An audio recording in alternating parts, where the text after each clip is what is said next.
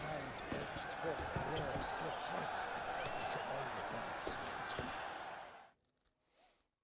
Need to speak to the Duchess, urgently. All right, you scamps. Story's done. Go find your parents. But the Pomerine, what about the story of Rittik and the dragon? Our tales for another time. But take a good look at the man who stands before you now. This is Geralt of Rivia, the master witcher who lent his valiant hand to the defeat of the giant Goliath. Master Witcher, is it true virtue always trumps villainy?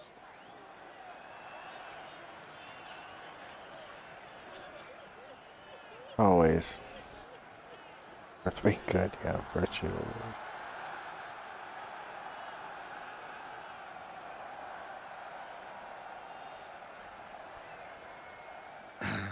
Yeah, virtue always wins. But the Black Knight, he's a villain and he wins. The cutter of Casteldacia, too. Moral victory, that's what counts. Rubbish. Now, that will do for questions. Go find your parents. Her Enlightened Highness has doubtless arrived at the tourney grounds to watch the battle in the arena. If we hurry, we'll be in time to speak with her before the spectacle begins. Lead the way.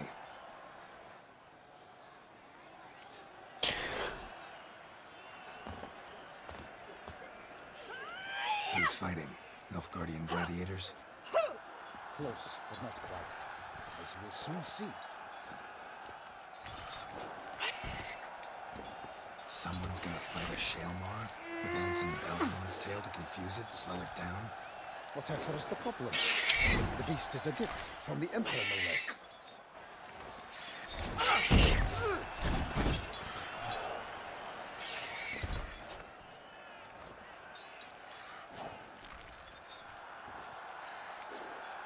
This is dangerous. Bells on its tail aren't enough. I saw a spectacle of the sword of Yorina the Noingo. There, a knight defeated a Shaelmar with bells on its tail. Might have gotten lucky. Shaelmar might have been lamed. Who knows? Only a Witcher has a real chance against a healthy Shaelmar. And that's not even every Witcher. Besides which, releasing a monster that dangerous in front of a crowd, plain irresponsible.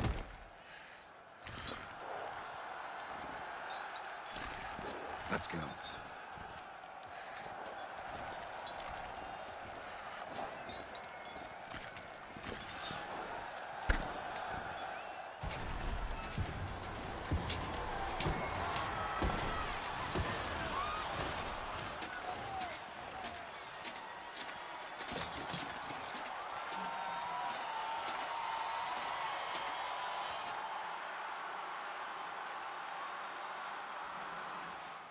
I dedicate my imminent victory to fair Lady Vivian.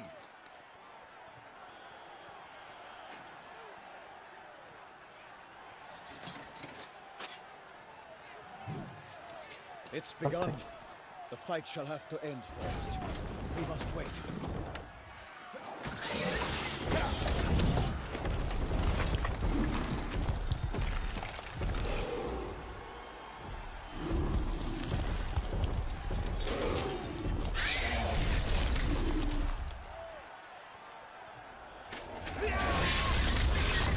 Got a bad feeling about this.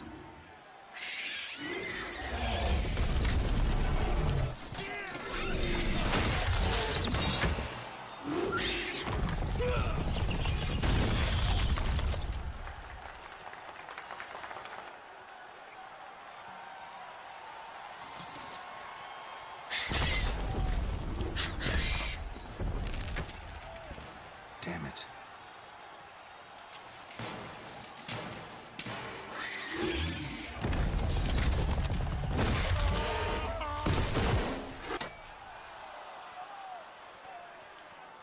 We have to help him.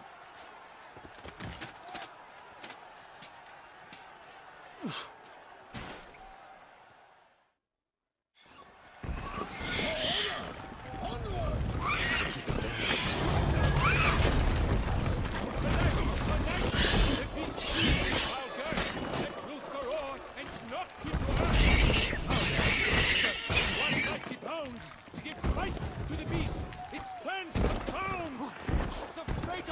Feast has been done by the the witches have triumphed against all odds. Oh, wrong button. I got something for this thing. Messing with the wrong person.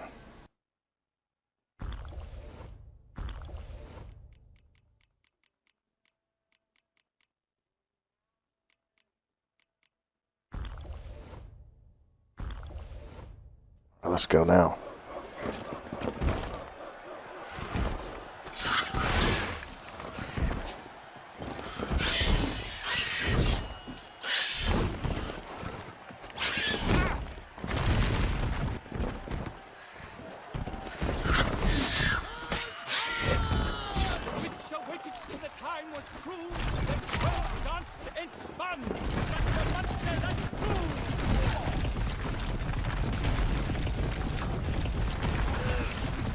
Won't let me.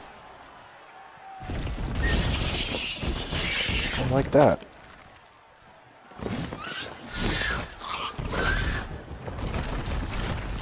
Hey, come up.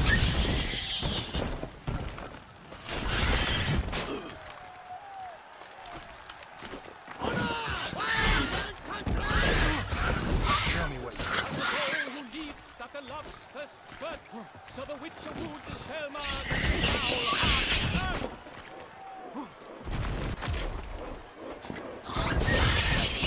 Dive, flee, faint. Its racer strikes pain. Selma's eyes sprinkle out. Blood transforms into jelly.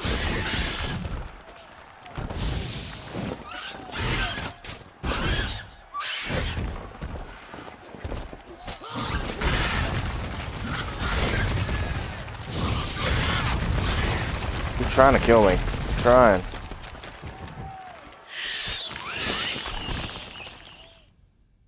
At least save that guy or did he die? Jesus. Felt like he died.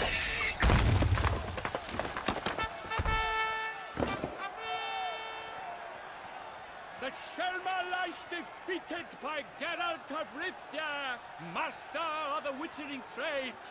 Behold, as the last gasps of life seep from the beast.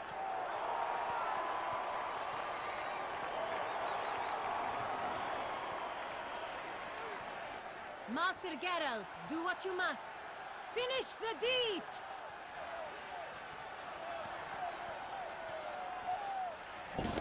It's suffered enough.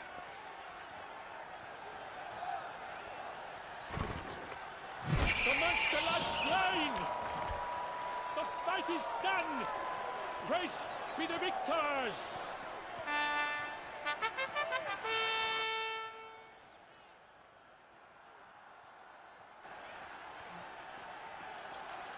Guillaume. The lad came damned close to dying. I'm fine. Not hurt at all. Vivian? Smile as befits a hero and keep silent. Speech clearly pains you. She approaches.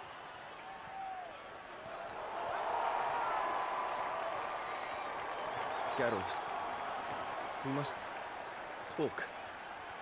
Vivian. You shall talk later, in the medic's tent. Geralt, magnificent, breathtaking. Your Grace. We knew that to summon you was a brilliant idea. We are delighted, ravished to have struck upon it. And I'm truly honored. See to our young hero. Hop, hop. For we must make off with Geralt. We should talk. We had been long awaiting your arrival. Had nearly lost hope. Then suddenly, that entrance, so spectacular.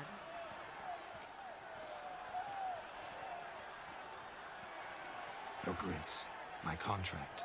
I'd like to discuss it. Naturally, but not here. We shall need Damien. He led the investigation pending your arrival. But wherever could he be? Come, we must find him.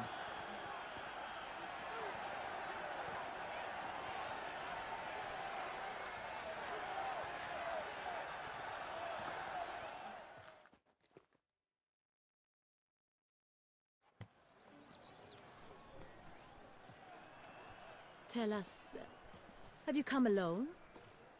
Or did Viscount Julian accompany you? Wish to see Dandelion, Your Grace? Yes. I mean, no. Yes. But solely to tell him we regret. Yes, deeply regret rescinding the death sentence we so justly handed down upon him. If we could turn back time, we would make certain he sat in a tower till he rotted. No, we would ensure he was broken on the wheel, then drawn, hanged, and quartered. Dandelion was done something better. Ah, the very man we would entrust with these tasks. Damien de la Tour, captain of my personal guard. Your Grace. Witcher. Greetings. I examined the body of the beast's last victim. Might have found something. Need to analyze it. A quiet place, that's what I could use most right now. And maybe the help of an alchemist or a mage. Also like to hear all you know about the previous victims. Take it Sir de la Tour is my man for that. Firstly, call me Damien, please. Secondly, you should know I spoke against summoning you here. I've heard much about you. You bring trouble, or thus far have, always. And we've enough trouble as it is. Yet we are capable of defeating the beast on our own, without an outsider's help. I've no doubt about it. Damien, we settled the matter of the Witcher's employ some time past.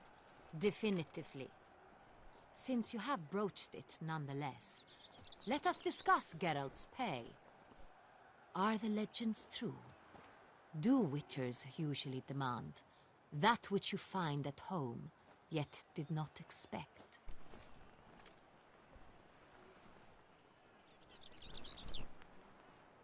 Not quite, Your Grace.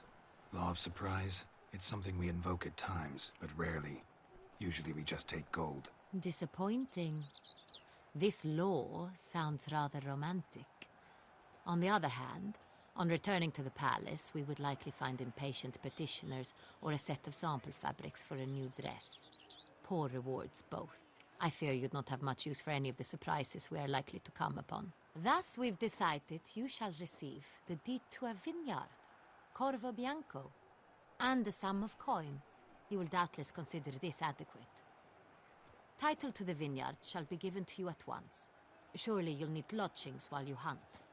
The coin, however, will be yours only once you have slain the beast. Lovely, generous gesture, Your Grace. Corvo Bianco. Isn't it the Duchy's temporary morgue? Is it now? The Chancellery's bungled things again, we fear. Not to be left unsupervised for one instant. Yet, in its mood, a morgue should present minimal problems to a Witcher. What's more, nothing enhances a wine's reputation better than a grim legend. Thank you, Your Grace. I accept the contract, of course. But as I said before, I'll need some information. How'd it start? Who was the first victim? Crespi was the first to die. He was famed once for his many glorious tournament victories. Then he grew old, hung up his sword, and took to winemaking. Crespi was not loved by the wine merchants. He was ruthless in business and thought to cheat many a time. He asked us for a dispensation from all court ceremonies. We did not grant it. He could not. Once you've taken the oath of a knight, you remain a knight till death. How'd he die? Where'd they find the body? Quite unusual, the circumstance. He was at a feast when suddenly one of his fellow feastgoers noticed he was missing. The town watch found him an hour later. On his hands and knees, propped against the town pillory, his sword hanging from his neck. He had died of wounds inflicted with claws, not a weapon.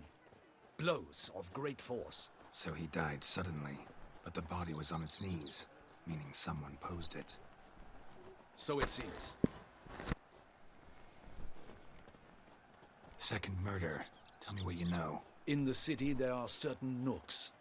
No one reasonable ventures there after dark. Ramon Dulac's corpse was found in one such place. With the first murder, terror gripped the